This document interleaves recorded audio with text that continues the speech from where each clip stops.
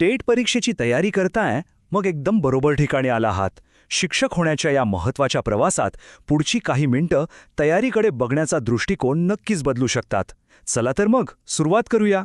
शिक्षक होणं खरंच हे फक्त एक स्वप्न नाहीये, तर समाज घडवण्याची केवढी मोठी जबाबदारी आहे हे वाक्य अगदी मनाला भिडतं, नाही का? कारण हे फक्त करिअर नाही, तर अक्षरशः पुढच्या पिढीला घडवण्याची एक संधी आहे. पण तयारी म्हटलं की डोळ्यासमोर काय येतं? तो अफाट अभ्यासक्रम, 13 वर्षांच्या जुन्या प्रश्नपत्रिकांचा ढिगारा आणि वेळेचं ते टेन्शन. खरंच हे सगळं बघून दडपण येणं किती साहजिक आहे. मनात एकच प्रश्न येतो, हे सगळं कसं जमायचं? पण थांबा, घाबरून जायचं काहीच कारण नाहीये. याचं उत्तर फक्त दिवसरात्र कष्ट करत राहण्यात नाहीये. उत्तर आहे स्मार्ट वर्कमध्ये. हो, हुशारीने केलेल्या कामात. ओके, तर मग हे स्मार्ट वर्क करायचं तरी कसं? याची सुरुवात होते एका परफेक्ट प्लॅनिंगपासून. चला बघूया. हे बघा, यशासाठी फक्त 3 सोपे टप्पे आहेत. स्टेप 1, नक्की कोणते विषय आणि कोणती प्रकरणं करायची हे पक्क ठरवा. स्टेप 2, गेल्या 13 वर्षांच्या पेपर्सवर अक्षरशः कमांड मिळवा. आणि स्टेप 3, रोजच्या रोज आपली प्रगती कुठपर्यंत आलीये हे तपासा. विचार करा, हे सगळं जर एकाच ठिकाणी मिळालं तर. प्लॅनिंग तर झालं, पण एवढं सगळं लक्षात कसं ठेवायचं ही सुद्धा एक मोठी समस्या आहे. चला आता बघूया की सराव असा कसा करायचा की अभ्यास कायमचा लक्षात राहील. यामागे ना एक सायन्स आहे, त्याला म्हणतात ॲक्टिव्ह रिकॉल.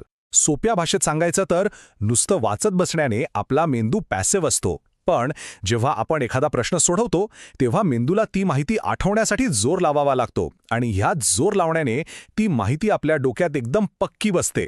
अभ्यासाचा हाच तर खरा फंडा आहे. इथे बघा, फरक अगदी स्पष्ट आहे.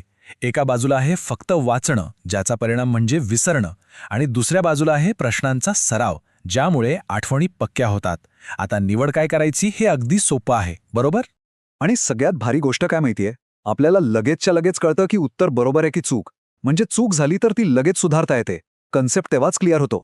यापेक्षा प्रभावी शिकण्याची पद्धत दुसरी कोणती असणार?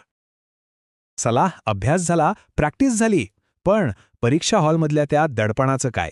ती भीती. चला आता त्या भीतीलाच आत्मविश्वासात बदलूया. परीक्षा हॉलची भीती का वाटले? कारण ते वातावरण आपल्यासाठी अनोळखी असतं. पण विचार करा, जर रोज त्याच वातावरणात सराव केला तर? मॉक टेस्ट नेमकं हेच काम करतात. त्या वातावरणाची इतकी सवय होऊन जाते की मग परीक्षेच्या दिवशी भीती वाटतच नाही, उलट आत्मविश्वास येतो. आणि या सरावाचा परिणाम तो थेट दिसतो आपल्या स्पीडमध्ये. जिथे आधी एका तासात जेमतेम 25 प्रश्न सुटायचे, तिथे आता आरामात 45 पेक्षा जास्त प्रश्न सुटायला लागतात. केवढा मोठा फरक आहे हा. पण फक्त स्पीड वाढून उपयोग नाही, बरोबर? तर अचूकता सुद्धा वाढते, म्हणजे 65% थेट 90% याचा अर्थ काय की आता उत्तरं फक्त फास्ट नाही तर अगदी बरोबर पण येणार.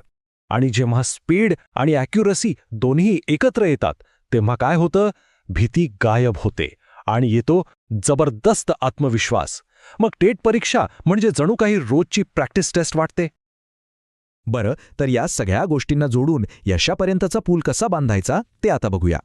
म्हणजे आपल्या तयारीसाठी काय काय मिळतंय?